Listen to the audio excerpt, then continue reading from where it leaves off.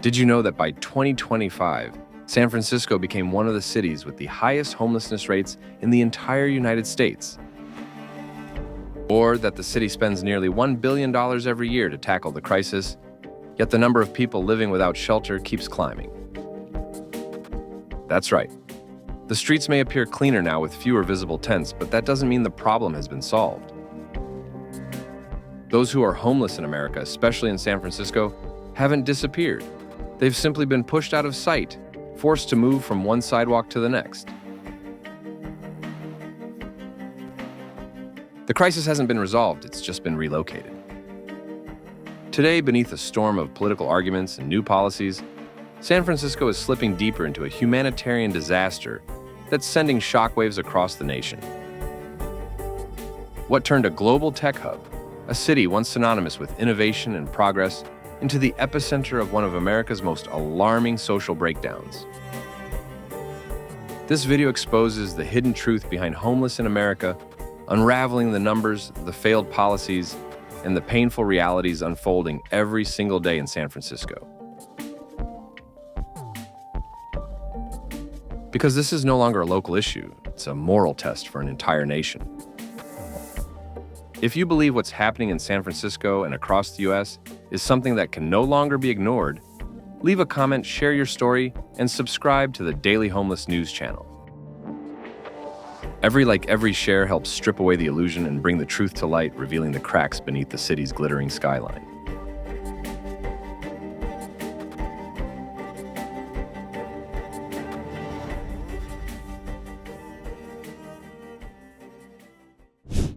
The current state of crisis.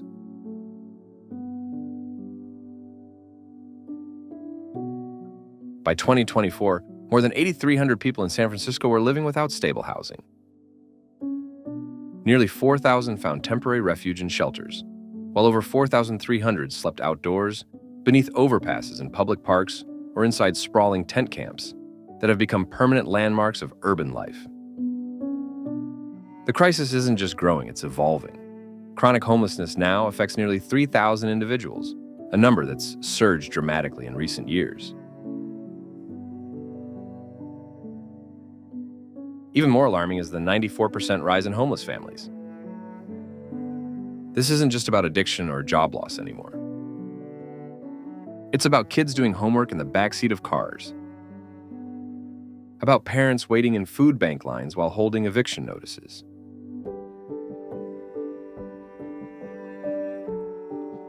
While the city has expanded shelter capacity by 28% over the past 5 years, the need far outweighs what's available.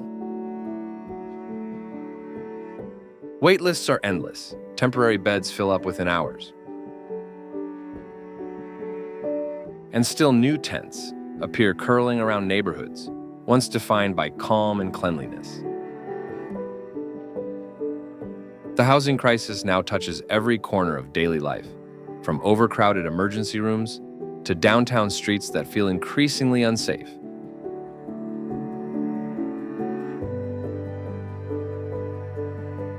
But the real danger isn't only physical, it's existential. Because more and more residents are asking themselves, if rents rise again, if the economy dips, if illness strikes, could I be next? That fear isn't paranoia, it's reality. With new federal proposals under the Trump administration threatening to tie homelessness funding to immigration enforcement and stricter eligibility rules, many fear that access to help will only shrink.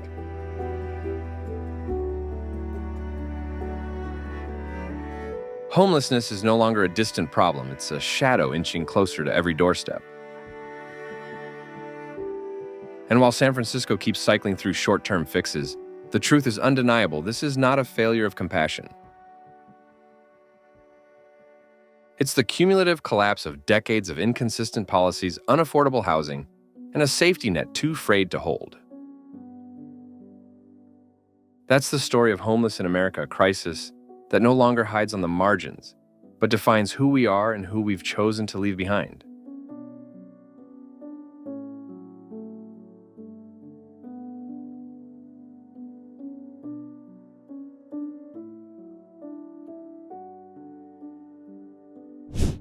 social welfare and policy under pressure.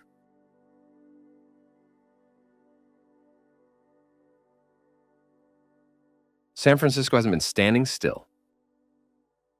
In early 2025, newly elected Mayor Daniel Lurie unveiled an ambitious plan called Breaking the Cycle, a sweeping initiative aimed at transforming the city's approach to homelessness and behavioral health.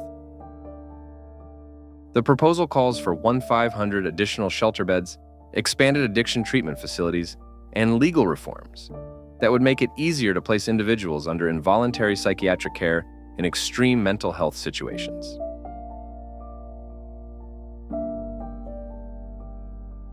On paper, it's bold, even visionary. But as the details have emerged, so has the controversy. Critics warn that the plan could blur the line between compassion and coercion, risking violations of civil liberties while stretching already thin resources. They argue it may manage homelessness more than it truly ends at moving people instead of lifting them up. At the federal level, tensions are no less intense. San Francisco recently spearheaded a lawsuit against the Trump administration after new federal guidelines sought to withhold homelessness assistance from undocumented immigrants. The rule could strip over 2,000 vulnerable individuals of shelter and support. While a federal judge issued a temporary block, the legal fight is far from over.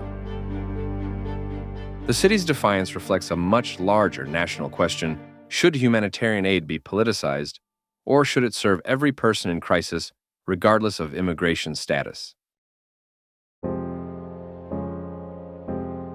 The answer will define not only San Francisco's future, but the moral direction of the country. Back home, the city's own policies have drawn sharp criticism, particularly the 90-day limit on family shelter stays. Families forced to leave after 3 months are often pushed back into uncertainty with no permanent housing available. Officials claim these limits promote turnover and create space for others, but in practice, they're deepening instability. For many, it's a revolving door that leads right back to the streets. In the broader landscape of homeless in America, San Francisco's struggles are not isolated. They're emblematic of a national breakdown. When policies lose sight of the people they're meant to protect, they stop being solutions and become part of the problem. Despite billions spent, homelessness persists. Maybe it's time we stop managing symptoms and start confronting the disease itself. What exactly is fueling this crisis, and why are we still failing to stop it?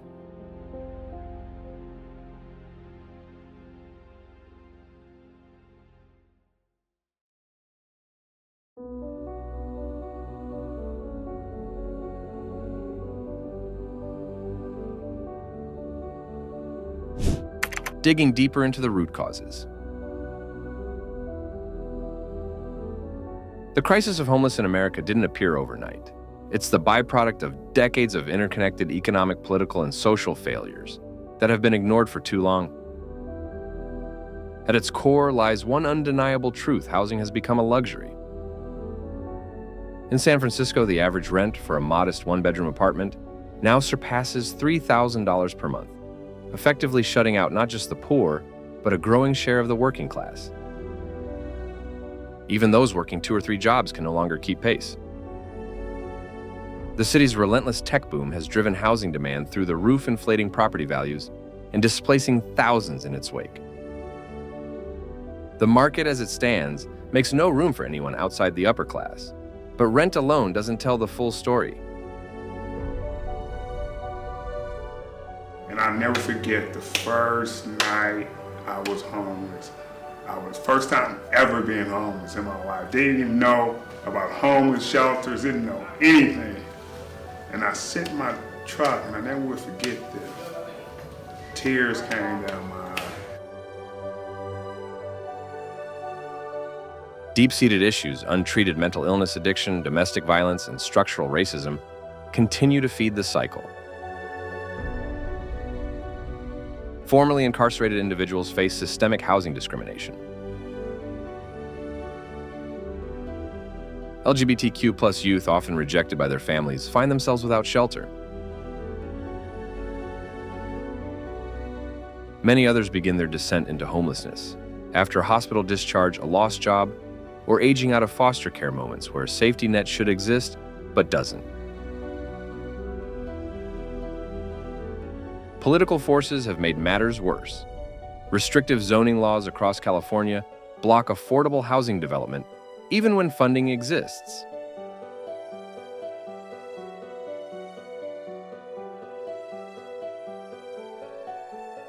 Projects that could help the most vulnerable are routinely halted by NIMBY opposition residents driven by fear or prejudice who don't want shelters or low-income units in their neighborhoods.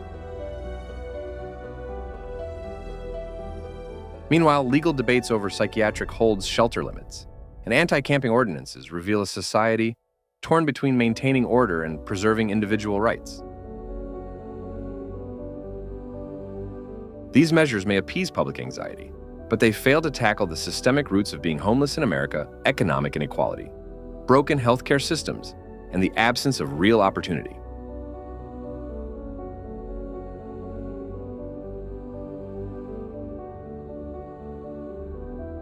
When all these factors collide, rising rent, mental health neglect, outdated laws, and social apathy, the result is not coincidence. It's a pattern. It's a system failing exactly where people need it most. Understanding these causes is only half the fight. The real test lies in what we do next, how local and national leaders choose to respond to a crisis that has come to define what it truly means to be homeless in America.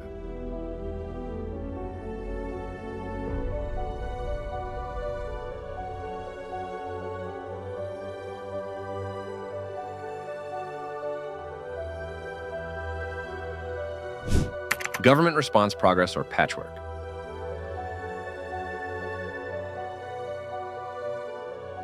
The government's reaction to San Francisco's deepening homelessness crisis has been a mix of genuine progress and persistent frustration. On the surface, city leaders have undeniably taken steps.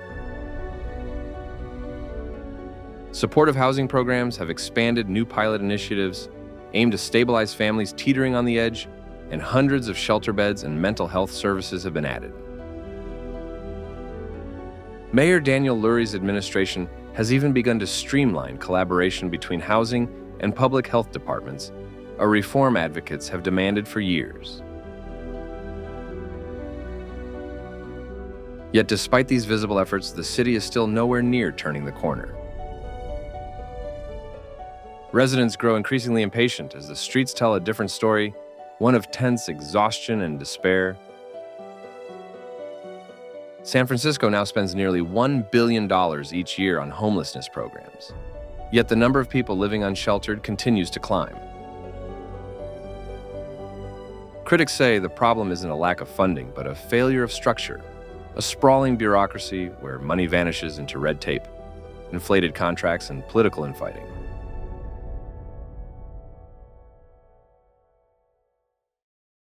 The charge isn't that leaders aren't trying, but that billions are being spent without accountability or tangible results. Well-intentioned measures like sanctioned encampments and tiny home villages offer temporary relief, getting people off the sidewalks for a while. But without the necessary wraparound services, mental health care, addiction, treatment, employment training, they become little more than holding zones, temporary fixes for a crisis that demands permanence.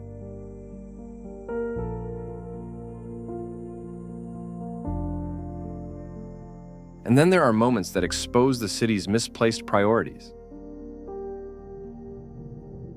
One of the most striking controversies came with a $25 million proposal to build a panda exhibit at the San Francisco Zoo, while hundreds of families remained on waiting lists for shelter.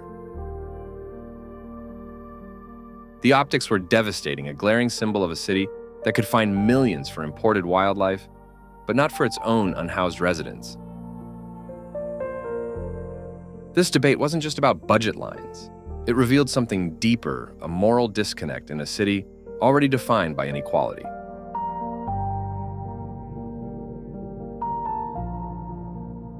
When a system continues to fail the same people year after year, perhaps it's not the funding that's broken, but the framework itself. So what would a truly compassionate and effective response to homeless in America look like? What would it take to move beyond temporary relief and into lasting change?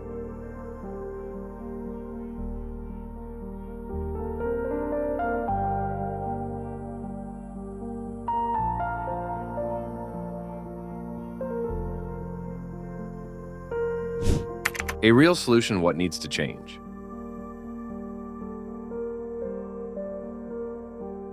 The road forward will take more than charity or emergency measures.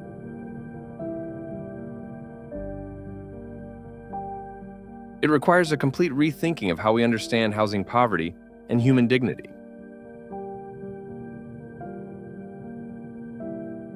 First, cities like San Francisco must invest in affordable housing at scale, not symbolic pilot projects, but real large-scale construction.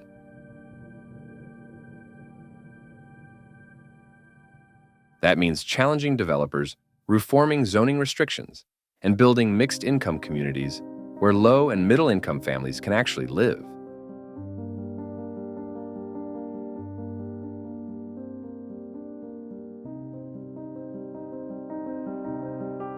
Second, services must be embedded directly within housing itself.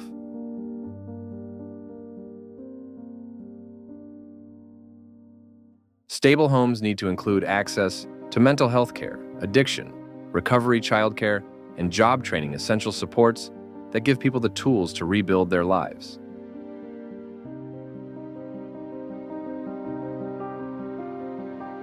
The Housing First model, which prioritizes getting people into homes before tackling other issues, has proven successful in cities from Salt Lake City to Helsinki.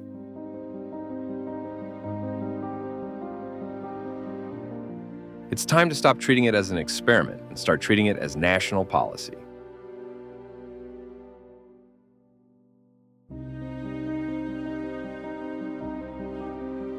Third, the solution must go beyond government. Community involvement from nonprofits, faith-based groups, and the private sector can amplify what public agencies alone cannot achieve.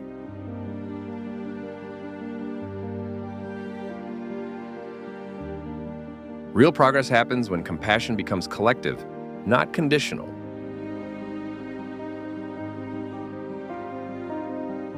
The truth is, we already know what works. The question is whether we have the political courage to do it.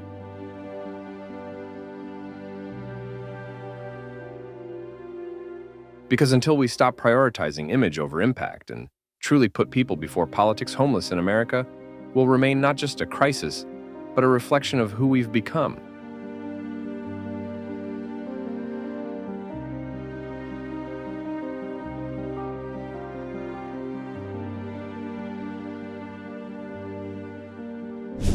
The bigger picture, what the future holds.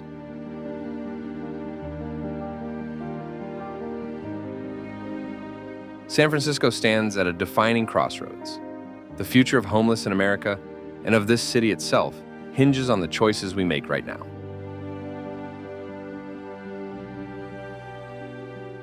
If current trends continue, thousands more could find themselves without shelter in the next 5 years.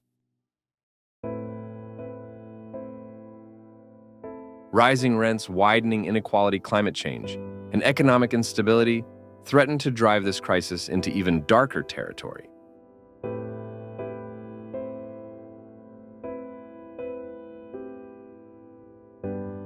Yet the outcome isn't predetermined.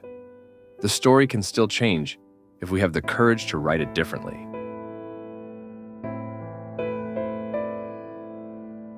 With strong leadership, long-term investment, and inclusive policy, San Francisco has a chance to reverse course.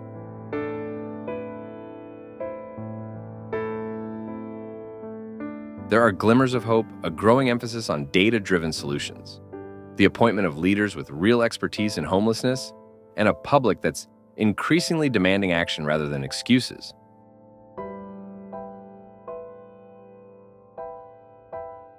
But even with progress on paper, it won't mean much without the will to sustain it.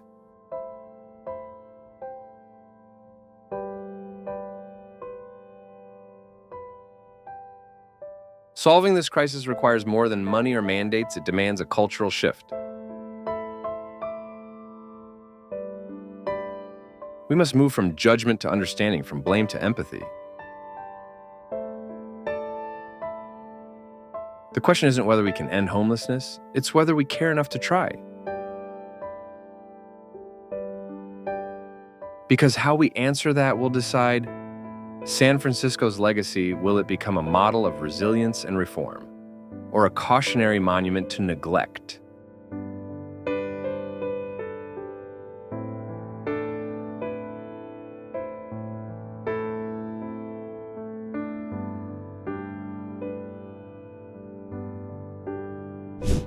Conclusion: the warning and the wake-up call. Homeless in America is not an unsolvable problem. It's a reflection, a mirror held up to our values as a nation. The encampments around Civic Center Plaza, the tents lining the Tenderloin, these aren't just symbols of urban decline. They're the visible scars of broken systems, misplaced priorities, and a long pattern of abandoning those who need help most. These are not failures of individuals. They are failures of leadership, of policy, and of collective empathy.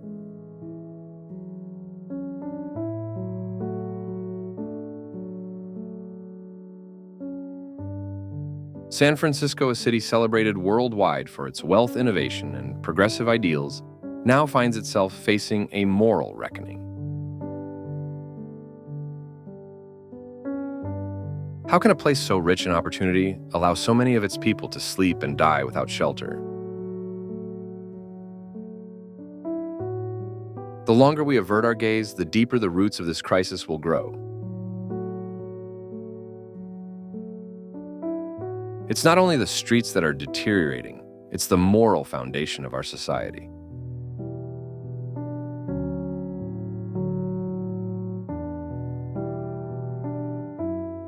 When that begins to crumble, no city, no nation can truly call itself healthy. Homeless in America isn't just a headline or a political talking point.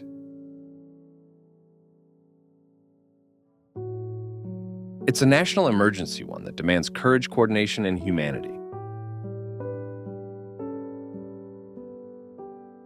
The cost of inaction is far higher than the cost of real solutions. We don't need another committee, another photo op, or another carefully worded promise.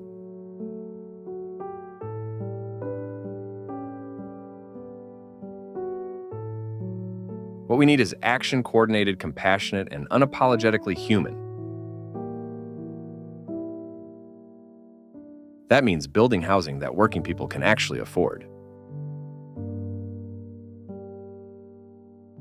It means funding mental health and addiction services that don't just exist on paper. It means tearing down zoning laws that lock ordinary citizens out of stability.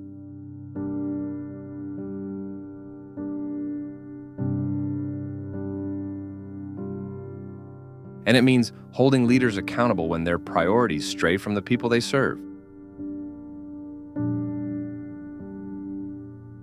Because in the end, a nation isn't judged by the size of its economy or the height of its skyscrapers, but by how it treats those who have the least.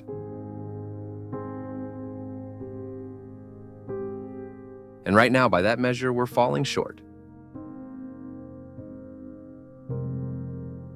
It's time to rise to the challenge to fix what's broken, restore what's been lost, and prove that compassion can still define the soul of homeless in America.